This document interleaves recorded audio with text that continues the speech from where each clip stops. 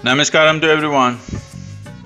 It's time for Sadhguru's spot and due to heavy engagement, I'm a bit late on this. Well, World Cup, the FIFA World Cup in Moscow and St. Petersburg was a real break for me, but also a lot of work got done in Moscow. We should be starting quite a few things in Russia because the level of enthusiasm and commitment that we see there is such that naturally our activity will increase in Russia. It's tremendous receptivity out there and there are many things that'll be happening. I think our Samskriti children and a team of musicians and dancers from Isha are also participating in the India Day in the first week of August in Moscow. It's a big event. I think last time in a 3-day event, nearly 500,000 people participated. 500,000 people in Moscow is a very big number. That's the kind of participation they're getting, and this time our children will be there performing and our teachers are there imparting various aspects of yoga. I think there is a lot of enthusiasm and energy out there. And the World Cup itself was a great phenomena by itself. It is probably a very unique tournament this time for a variety of reasons because all the major teams were knocked out and new champions and new heroes of football emerged, pushing aside hugely reputed players. This is a phenomena that a new crop of young players, well, one of them who became a superstar there was only 19 years of age. Why I'm speaking about football to you is because this is Sadhguru's spot and you know there is there is an important factor in football which is called as a spot kick. Spot kick is a very good chance to reach the goal. So, being on the spot is most important for a human being in the sense you are where you need to be at a given time. Not in terms of geography, but within yourself. At a given time, you must be exactly where you need to be. To do a specific act in your life, to be able to receive something, you must be on the spot. This is the most important aspect of timing and rhythm of life. So Guru Purnima is coming right now and I hope you will be on the spot to get to the goal because this is what life is all about, that you are having a spot kick. You know, great champions, this time especially, even very hugely reputed players like Lionel Messi and Ronaldo, both of them missed a spot kick. What is today called as a penalty kick, but actually the original name for that kick in front of the goal is called a spot kick because you're kicking from the spot. Are you at the right spot? That's the important thing. Within yourself. Where are you geographically? What is your life situation? That's not the point. Are you on the spot when it comes to yourself, within yourself? If this one thing, if you manage, the bounty of life will come your way. Nothing can be denied to you. Guru Purnima, I hope all of you will be on the spot. Well, the last week has been busy. As soon as I came back from Moscow, we had an event with the Indian Air Force and it's fantastic the way the forces are getting involved with us and it's our great privilege, absolute privilege and honor that we are able to serve the forces. We are doing things with Border Security Force and we should be active with the Indian Army shortly and now the Air Force. And the next day also we had an event with the Indo-Tibetan Border Police which guards nearly 4,000 kilometers of mountain terrain which borders Tibet. It is a special police raised after 1962 and from what I have seen, because I used to trek a lot in that region where Indo-Tibetan Border Police is active, probably it is the fittest force in the country. in terms of physical fitness. And many of these men and women have done Mount Everest climbs. We also spoke with the ITBP, and we should be actively doing something with them in the near future.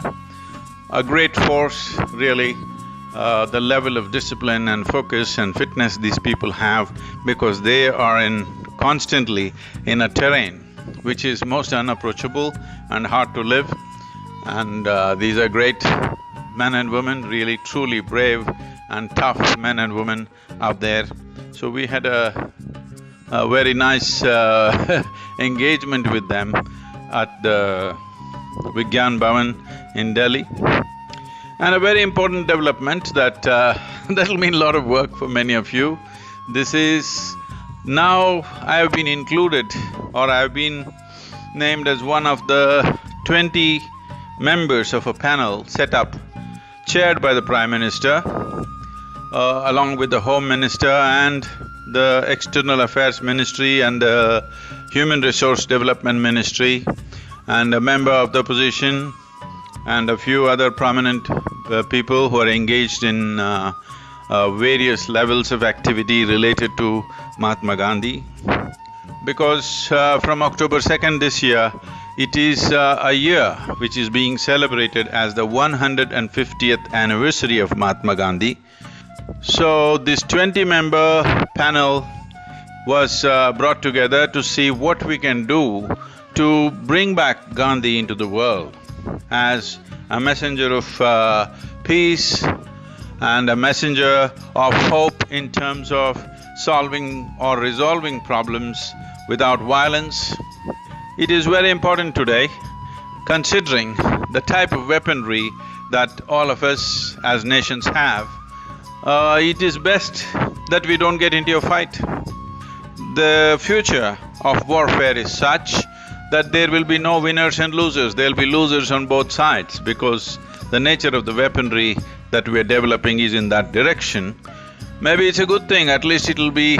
probably, if we don't come to a peaceful coexistence, at least the deterrence may make us peaceful. This is not the best way to do it, but whichever way, we are looking at how to launch a culture of peace across the world.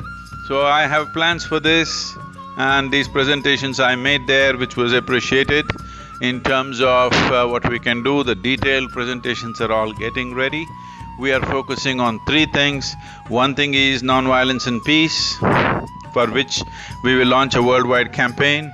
Another thing is because Mahatma was focused towards producing natural fiber. For those of you who are not aware of Indian history, because too much of be in the moment has happened in this generation, they've forgotten historical events and what shaped who we are right now. Indian textiles used to cover literally 90% of the exports on the planet at one time. 90% of the fabric exports came from India. And it was of huge demand in Europe and UK, and of course in other parts of Asia, everywhere else in the world, at least the known world of that time. Between 1800s and 1860, in a matter of 60 years' time, this exports came down by 98%. In 60 years, the entire system of producing variety of cloth was destroyed systematically by the East India Company to benefit their own coffers. Well, one of the Governor-Generals says in his notes that the plains of India are bleached by the bones of hand weavers. That means they destroyed handloom in a systematic manner in such a way, millions died because they lost their occasion, there was no other way to make a living. Even today, it employs a large number of people. Nearly 4.4 million families are engaged in handlooms in India, though it is only 15% of the cloth manufactured in India. So it has a huge potential to engage people in a creative activity which needs a certain level of engagement in terms of both body and brain. One needs to be in a certain way to weave a cloth. India is very unique in this, that we still have nearly 120 distinct weaves in this country, of which at least 55 to 60 are on the verge of extinction, because this is the last generation doing those things, the next generation is all doing computer software. So probably in 10-15 years, nearly 50 to 60 weaves, distinct weaves, could become extinct. So right now we are seeing how to bring back the weave, how to save the weave, because there is a phenomenal amount of craftsmanship and intelligence behind these things. These are things which have evolved indigenously out of a very organic intelligence. I think it's very important to preserve this. Above all, right now we are heading towards where nearly 98% of all fiber produced on the planet is synthetic. 95% of this is actually polymers. You may not know this, I want you to know this. Among the 3 top polluting industries on the planet, the number 1 polluter is oil industry, number 2 is agriculture, number 3 is fashion. You wouldn't have thought of this, because fashion industry uses enormous amount of chemicals and mordants which are used to bind dyes to the fiber, and above all, polyester itself is a huge polluter. Microfibers of polyester are everywhere, because from your clothes they're entering your skin, they're up in the air, they have entered the water systems, they've entered the soil, and they've gotten into the food chain. So slowly, the very food that you eat, you end up eating plastic material, that is polyester, and it is the 3rd largest polluter on the planet. So replacing this with natural fiber is something that we have to do in the coming years. So to promote natural fiber like cotton, flax, linen, jute, nettle, all these things have to be brought back, and India has a tremendous talent in this. All this is dying away. What used to be major industry is right now in a minuscule scale, but this can be brought back. So we are starting a movement for Save the Weave. As a part of this, we are going to have 2 fashion events in New York City in the month of October. Get ready to see me on the ramp maybe. No, that's not how it's going to be done, but we'll be doing something to do with fashion called Fashion for Peace or Conscious Fashion. 2 events are going to happen. Let's see what we can do, but we have to move the world towards natural fiber, because the amount of environmental and health risks that polyester clothing is creating is unfortunately not known to most people. But today there are certain studies which show a whole lot of cancers on the planet could be mainly because of polyester clothing. And it is definitely impacting our children's lives. As a part of this, we are seeing how to bring natural fiber, at least for the school children in their uniforms in India. That's the first suggestion I made. I think that will happen. Kerala has already done it. The rest of the states in India, at least for the government schools, may do it. We also want to promote it in the private schools. Our children must wear healthy natural fiber. It's very important, and we need to do this worldwide. This will also bring back handloom industry back, this will also create a market, and these are the 2 ways we will be going at it. In a very low-end way of doing it is to bring back school uniforms. High-end way of doing it is the big or well-known fashion designers. If they take up natural fiber, I'm sure those who wear more expensive clothes will also go for it. This will create a wonderful market for craftsmen, and this need not remain limited to India alone. It can go everywhere.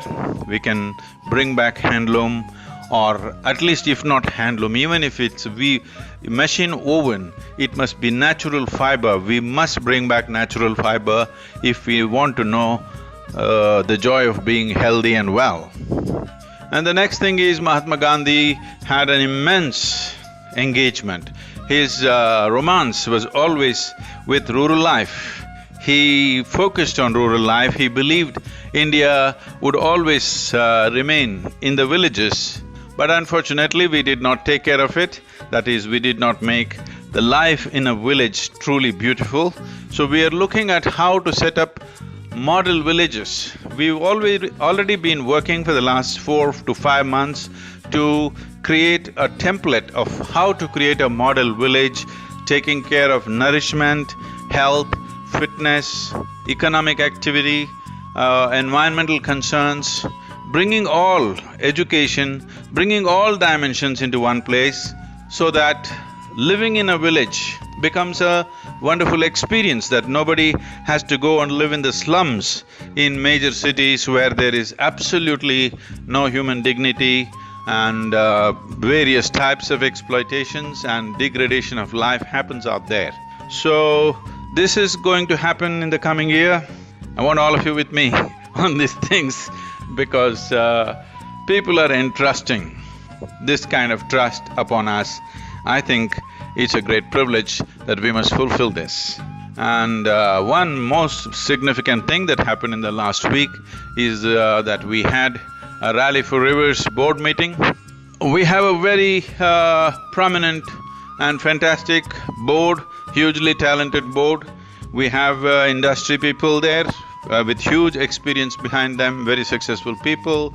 We have people from the government who have huge experience in water-related issues and farmer producers organizations aspects. And we have the World Wildlife Fund CEO with us, and we have the former chairman of ISRO, that is the Indian Space Research Organization, which is a stellar organization in India, and they've achieved fantastic things in this country.